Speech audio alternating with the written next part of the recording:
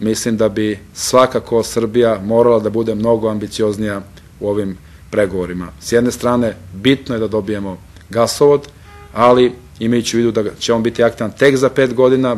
jako je i tekako bitno da za NIS se dobije odgovarajuća cena, jer od tog novca treba da se gradi celokupna putna infrastruktura u naredne 3 godine i naravno mora da se vodi računa i o ekologiji, ali i o malim akcionarima, građanima Srbije koji treba da dobiju 15% besplatnih akcija NIS-a, kao i radnicima i bivšim zaposlenima NIS-a koji na ovaj način gotovo da ništa ne bi dobili.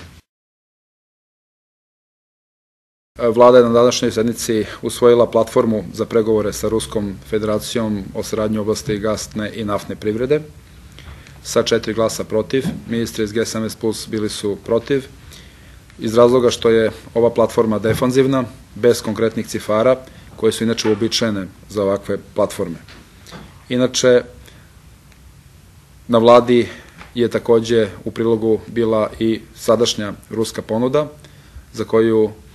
ja kao nadležni ministar za ekonomiju smatram da je veoma nepovoljna za Srbiju, jer se uopšte ne garantuje da će magistralni gasovod proći kroz Srbiju,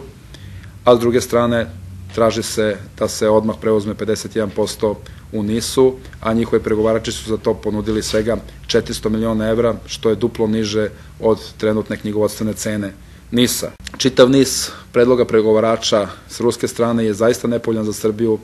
To što su tražili da se ne poštuju evropske ekološke norme do 2012. godine, da se produži monopol na uvoz nafte i na preradu naftnih derivata do 2012. godine, zaista je nešto što bi naši pregovarači u narednom periodu morali da prosto eliminišu kao opciju. Ja sam upozorio moje kolege iz vlade da bi se na međunarodnom tenderu za NIS mogla dobiti cena koja je od 5 do 8 puta veća od ove koje trenutno nude Rusi i postavio sam pitanje zašto se ne izađe u našoj platformi sa konkretnom kontraponudom, sa jednom normalnom tržišnom cenom za NIS,